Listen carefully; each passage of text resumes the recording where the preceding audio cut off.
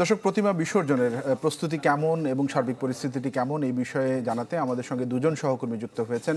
Ashikin Prince ওয়াইজঘাটে রয়েছেন এবং আমাদের আরেক সহকর্মী মুহাজির হক, তিনিও ওয়াইজঘাটে রয়েছেন। প্রিন্সের কাছে যেতে চাই, শুরুতেই ওয়াইজঘাটে রয়েছেন আশিকিন প্রিন্স, আপনি যদি দেখান আমাদেরকে যে প্রতিমা বিসর্জনের দৃশ্যটি আমরা দর্শকদের নিয়ে দেখতে চাই। এই মুহূর্তে প্রতিমা বিসর্জন হচ্ছে, আপনার কাছ থেকে সবশেষ খবর জানতে চাই।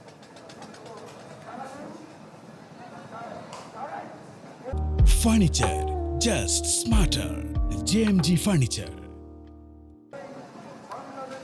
শান্তা দেবী দুর্গা কৈলাস থেকে মর্তে এসেছিলেন গজে চড়ে, মর্ত থেকে কৈলাসে ফেরত গেলেন দোলায় চড়ে।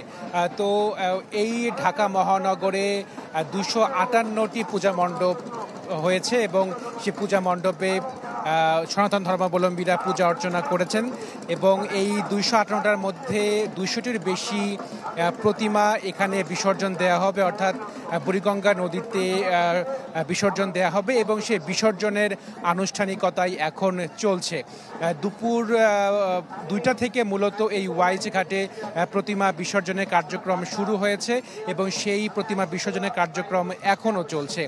তো আপনাকে বলি যে এই প্রতিমা বিসর্জনকে কেন্দ্র করে কোনো রকমের যাতে অপ্রীতিকর ঘটনা না ঘটে এজন্য প্রয়োজনীয় সব ধরনের ব্যবস্থা গ্রহণ করা হয়েছে। এখানে সেনাবাহিনী রয়েছে, র্যাব রয়েছে, পুলিশ রয়েছে, নৌবাহিনী রয়েছে, একই সাথে কোস্টগার্ড রয়েছে, BIWTA রয়েছে। তো এখন পর্যন্ত যারা প্রতিমা বিসর্জন দিয়েছেন তারা সবাই বলছেন যে অত্যন্ত সৌহার্দ্যপূর্ণ পরিবেশে সম্প্রীতির মধ্য দিয়ে এবারে তারা পূজা সম্পন্ন করতে পেরেছেন এবং তারা প্রত্যাশা করছেন যে আগামী বছরও তারা সম্প্রীতির মাধ্যমে সৌহার্দ্যপূর্ণ পরিবেশে দেবী দুর্গাকে তারা পূজা অর্চনা করতে পারবেন এবং তারা দেশবাসীকে এবং বর্তমান সরকারকে ধন্যবাদ জানিয়েছেন। শান্তা। প্রিন্স, ধন্যবাদ আপনাকে যুক্ত হবার জন্য। শান্তা, প্রিন্স কিন্তু আমাদের ঘাট এলাকার যে চিত্রটি সেটি কিন্তু আমাদেরকে দর্শকদেরকে আমাদের আরো একজন সহকর্মী রয়েছেন, মুহাজির রয়েছেন বাইরের অংশে। মুহাজির, সব মিলিয়ে আমরা দেখছিলাম ঘাটের চিত্রটি, এখনো পর্যন্ত যারা আসলে প্রতিমা বিসর্জন করতে আসছেন তারা আসলে কি বলছেন এবং এখন পর্যন্ত, এখন তো প্রায় 7টার কিছু অংশ পার হয়ে গেল, এখন কি পরিমাণ আসলে প্রতিমা নিয়ে আসছেন তারা বিসর্জনের জন্য?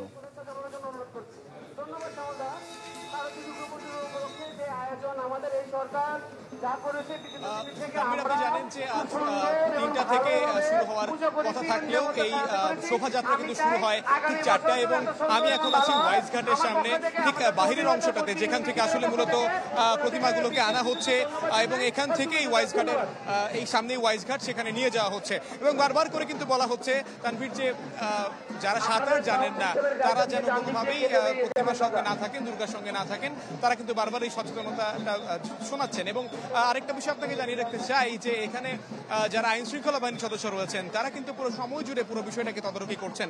আমরা যখন সদরঘাটে প্রবেশ করি, সদরঘাটে প্রবেশ করার পর থেকেই দেখতে পাচ্ছিলাম যে একদম পুলিশ, সেনাবাহিনী, কোস্টগার্ডের সদস্য যারা রয়েছেন তারা সবাই এখানে অবস্থান করছেন। তারা সর্বোচ্চ খেয়াল রাখছেন যেন কোনো ধরনের অনাকাঙ্ক্ষিত ঘটনা এই বিসর্জনকে কেন্দ্র করে না হয়। আপনি জানেন যে এবার 254টি রাজধানীর 254টি প্রতিমা এই ঢাকার প্রায় 3টি নদীতে বিসর্জন দেওয়া হয়, বেশিরভাগ ওয়াইজ ঘাটেই দেওয়া হয় এবং ওয়াইজ ঘাটটা আমরা জানি যে রাজধানীর একেবারে এই মূল প্রাণ কেন্দ্রগুলোতে যে পূজাগুলো হয়েছে, যে মণ্ডপগুলো ছিল সেখানে তারা নিয়ে আসছেন এই মূর্তিগুলোকে এবং প্রতিমাগুলোকে। আমরা দেখতে পাচ্ছি যে ওয়াইজ ঘাট ঘিরে কিন্তু একটা ব্যাপক নিরাপত্তা জোরদার করা হয়েছে। আমরা এখন পর্যন্ত কোনো ধরনের অনাকাঙ্ক্ষিত ঘটনা শুনিনি, কারণ কোস্টগার্ডের সদস্য যারা রয়েছেন তারা কিন্তু একদম পানি দিয়ে অবস্থান করছেন, তাদের স্পিড বোটের মাধ্যমে তারা এখানে অবস্থান করছেন। এবং তানভীর, আমার কাছে মনে হচ্ছে যে এখন পর্যন্ত আমি বাইরে যে সারি দেখলাম, এই বিসর্জনের এই যাত্রাটা প্রায় আরো 2 থেকে 3 ঘন্টা লাগতে পারে, কারণ এখন পর্যন্ত বাইরে প্রায় 1 থেকে 150 গাড়ি আমি আমার খালি চোখে দেখেছি এবং সব মিলিয়ে পরিস্থিতি এখানে বেশ আনন্দমুখর একটা পরিবেশ। যেহেতু মায়ের বিদায়, তার হিন্দু ধর্মাবলম্বীরা বিশ্বাস করেন আজকের এই বিসর্জনের মধ্য দিয়ে দেবী দুর্গা যে। ধন্যবাদ আপনাকে আমাদের সঙ্গে যুক্ত হওয়ার জন্য। মুহাজির হক এবং আশিকিন প্রিন্স আমাদের দুজন সহকর্মী প্রতিমা বিসর্জনের খবর জানাতে যুক্ত হয়েছিলেন ওয়াইজ ঘাট থেকে।